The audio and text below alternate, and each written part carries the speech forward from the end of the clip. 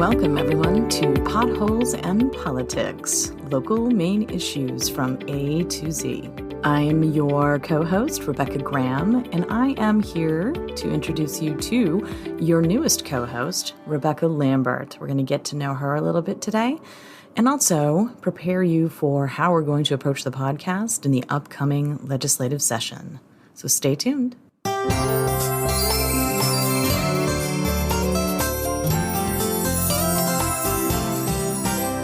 So we're rolling out the new podcast co-hosts, which are Rebecca Lambert and Rebecca Graham.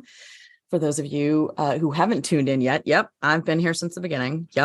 It was a mutual project and Neil has moved on, but we now have Rebecca squared in the house. So I think it's only fitting that we use a little bit of this episode to talk about our new colleague, Rebecca Lambert. Rebecca, we haven't had an actual solid time to sit down and get to know each other very well either. So would you go in and share a little bit about your background and your education and how you got to MMA? Sure. It was kind of a disjointed path to MMA.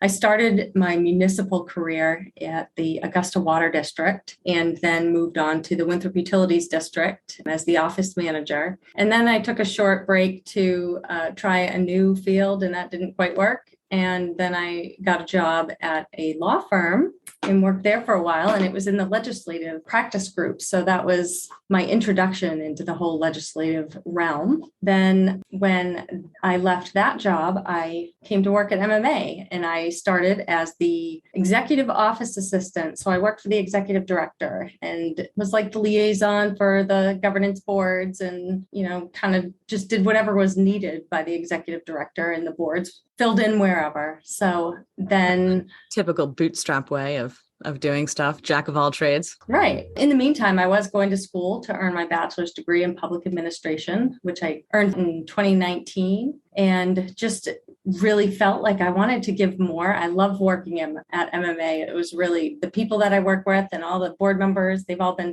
really engaged and helpful, and, they really are dedicated to what they do. So it's a great atmosphere and culture to work in. So I wanted to hopefully help MMA in a different way. So then this newly created position of a Municipal Issues Specialist opened up, and I applied, and here I am working for the Advocacy and Communications group, doing a little advocacy, my first time with that this session, writing articles and newsletters and that kind of stuff. We're really excited to have you on board. And the newsletter has been really interesting because so much of advocacy's time is actually spent outside this building, that it's a really good reconnection to know all the other amazing municipal supportive work that is happening all over this building. And I recognize how much of that I'm out of touch with now that we're doing a much more integrated way of communicating with each other. And you're a key piece to that. So your internal newsletter is pretty awesome. Oh, I'm hearing the bell calling the legislature in. Whoops, let me turn that off. Double tasking. That's pretty much norm here too, as well. One of the key things rolling forward that we're going to try to do because of that bell is the shift and pivot to advocacy that's really on a weekly basis with our Legislative Bulletin. You've been a part of that process in the past. You were a key editor during our COVID time, but now you'll be able to actually contribute a lot of what happened in the committee and what is coming down the pike for our Legislative Bulletin reboots, which I think we're also going to use this podcast for. We're going to kind of recap everything so folks can either listen to the podcast on Monday or they can subscribe to our Legislative Bulletin by reaching out to our associate Laura Ellis at lellis@memun.org. You can check out our homepage if you need to get that information again. But we publish it on a weekly basis. And the key to the Legislative Bulletin is to talk about what happened in a public hearing on a bill that is of municipal interest or what happened in a work session. So we have, from what I understand, about 2,300 bills that have been introduced by legislators. Some of them are only bill titles at this point, but we hope eventually they will all have some sort of language attached. That sounds exhausting. It is. I think it is. But I think you'll get as passionate about supporting those folks that you've already been really tied and connected to in other ways on our governance structure. Usually about 30% of those bills have some sort of municipal impact. So it is going to be a bit like drinking from a fire hose for you this session. But I think you got it. One of the I think it's really exciting that we're using so many new platforms to get the word out. I think everyone receives information in a different way. So having something that they can listen to or read is a really good option. Several different avenues to get the word out. I think it also helps the creative process too. I enjoy doing the Legislative Bulletin, even though the deadline is really tight and sometimes the hearings go late. So, our Friday mornings are pretty hectic, but I think it helps us debrief. I think this will help us debrief and distill that information in a new way for folks to understand about. One of the bigger challenges we have is getting legislators to understand that there's a constitutional requirement that if they expand the duties of local government, either in any significant way, and the intent is for it to be liberally construed, whether they're creating a new duty or whether they're expanding their existing duties, is that they have a requirement to fund 90% of that impact on the municipality. Because otherwise that falls upon the property taxpayers. And if the state is weighed in, ideally, then it's of statewide, not just local significance. And there should be some funds following that. That doesn't already always happen. They have the opportunity, as you'll see, to say that it's a voluntary thing or to change the language as such that it doesn't become a mandate. Although in practice, essentially, municipal government is all about doing exactly what is written in law. So it becomes a mandate by obligation, I guess. As we all know. A moral obligation of sorts. Yes. And our duties are really widespread at the municipal level. So even something that comes out as a bill that you don't think touches municipalities does have a big impact. And you've been going through the LD list. Have you seen a bill that might need to be in the municipal purview that wouldn't necessarily have municipality written all over it? Actually, I was looking at the list and LD 93 stuck right out to me. It's a bill that would require public buildings to have a diaper changing station installed in them, which could have municipal impact depending on what their buildings are like. There's a lot of historical buildings that town halls are in that have specific requirements of how they can be altered and constructed upon. So there are different ways that these laws impact municipalities. Yeah, if you think about public restrooms, those are definitely fall into the municipal purview and in pretty much all of our buildings, our public buildings. And yeah, so this is where language comes into play and is extremely important. So I just pulled up LD 93 and it does look like there are some exceptions if the cost of construction is not feasible, which I can certainly see in some of those historic buildings that expanding the construction, they may have one disabled toilet and it may be on that ground main entrance level, but they might not have them on other buildings. And it kind of looks like the exemptions in that language, they need to be on the same floor. And I think about Ellsworth City Hall building, the bathroom is actually in between two floors. So I'm not sure how you would have an alternate if it's kind of in between floors. But that's what the language is really important to be able to vet and to understand, because I think you can add that as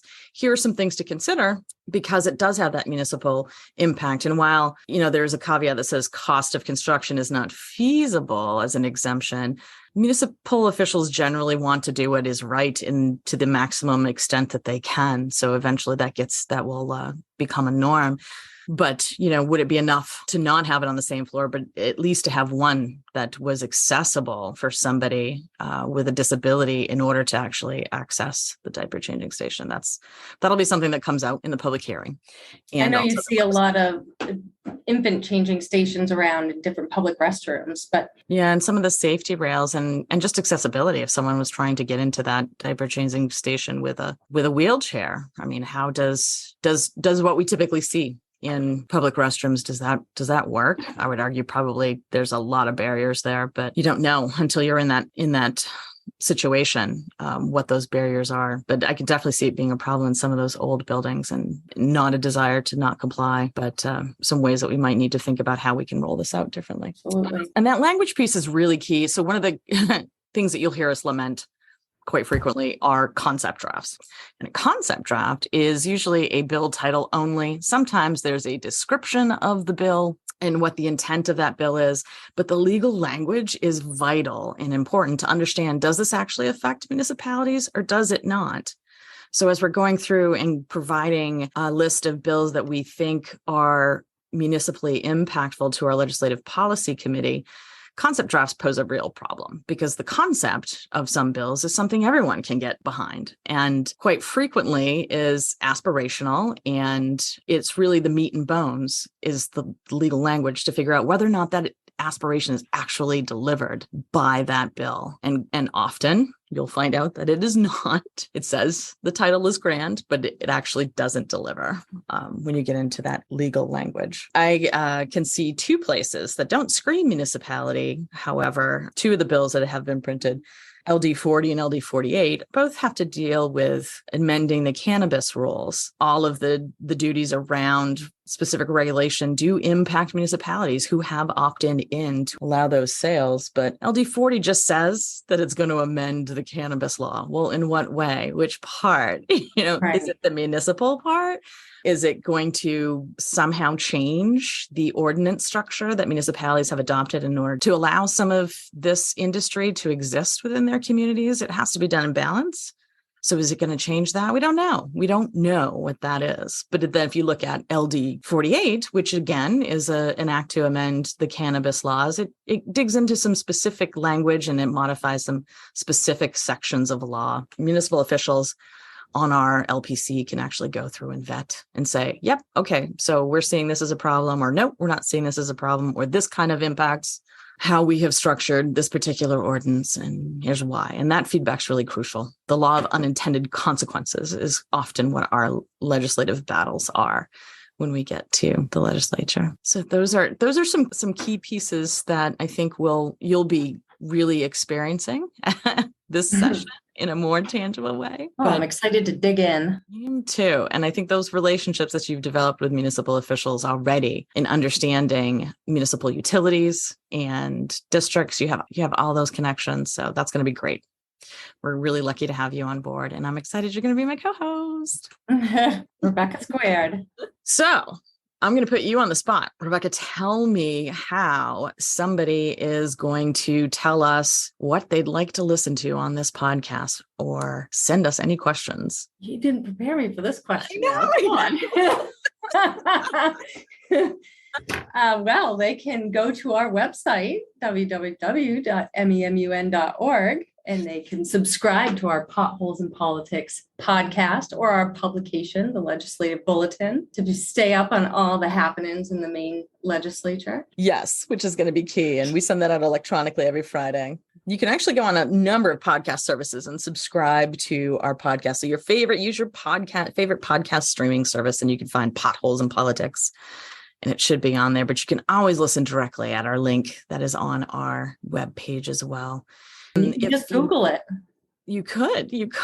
And in there is also a link. So you can send us your questions via mmapodcast@memun.org. And that email should be coming to both of us pretty soon. I think I need to reach out to IT and get you on that list. But you can submit your questions, what you'd like to see featured as we go forward, although we're going to be focused really heavily on legislative season until this is out. Hopefully, we're going to be doing it every week. That's the intent. Every Monday, we're going to send out something really quick, and we hope that you will all join us and continue to listen. And hopefully I get my legs underneath me. Just reach out every once in a while and make sure I'm still alive. Okay. Those gritty veterans will be like, it's okay. It's the legislature, Now that I have significantly freaked you out about the legislature starting and our looming LPC process and drinking from a fire hose of municipally relevant bills, I think we need to take a time out and actually pull in something fun this episode and maybe even bring in some of our colleagues. But I'm going to start by getting to know Becky a little bit better. What's your favorite color? Blue. Okay. Where's your favorite vacation spot? Any place warm. You're a beach girl? Yeah, I like warm climates. I like mountains. I like beach. I like water. I like everything. I just like it to be warm. Yeah, not so much. You don't like it warm? No, I actually like cold weather. Really? Yeah. I think that's why they keep sending me into deep Siberia, but I like cold weather. I don't like being hot at all. But I love water and all water sports. So I'm big into that. So it's kind of ironic. All right. So SFR team. I should clarify, it's actually Advocacy Team. Laura, Kate, Becky, and Rebecca. Fun fact, something that is non-legislative, because we're going to need to figure out how to keep ourselves sane. What binge-worthy program are you watching right now? Or would you recommend? I'm almost embarrassed to admit that I've been watching this pet show about these people that train animals and pets. And there's these woman that was traveling across the country with a turtle and a pit bull to go to the ugliest dog competition. And it had a cleft lip. So it had this tooth that went up its nose. Did it win? No, it didn't. There was something uglier? Yes. There was, who was it? I don't remember which dog it was now, but they had all kinds of different ones. Scamp the Tramp. And I mean, they were some really ugly dogs, tongues that just hung out of their mouth and just kind of flopped around a little. Really strange. Never seen any dogs. Anyway, yes, I have a 5-year-old. I watched Firefly Lane, which I liked recently. What's And that about? then I started Friday night, so Ginny and Georgia, or yeah. So Jane Fonda and Oh no, that's Frankie and something. Frankie and Grace. Oh yeah, that's funny. Love, like that one. love that one. That was funny. My thing was Bad Sisters. If you see it's on Apple TV, and it's not for the 5-year-old, definitely not for the 5-year-old, but it's wicked dark and funny. And it starts with a murder, and then the whole series is about trying to figure out which one of the sisters did it. It's set in Ireland, so it's just awesome. Highly recommend. What's the name of that one? Bad Sisters. Bad Sisters. I have to check that out. Dead to Me is another dark one that was really good. Starts with a murder. That was a good one. I saw that one. Kate?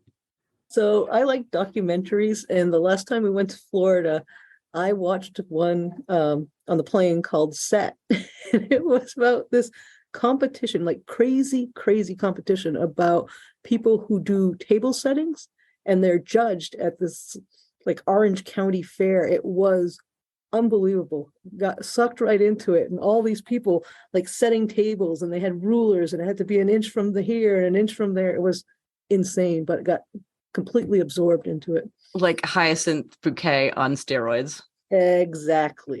That's awesome. All right. Those can be our SFR recommendations for the podcast. Send us yours.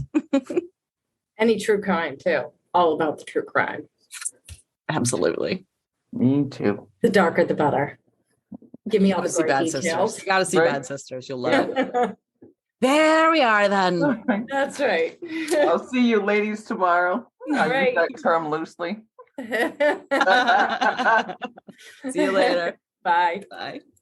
Well, thanks for tuning in again to another episode of Potholes and Politics. Don't forget to subscribe, like, and share this podcast with all of your friends who are interested in municipal government. We hope you'll tune in again and wish you the best legislative session ever.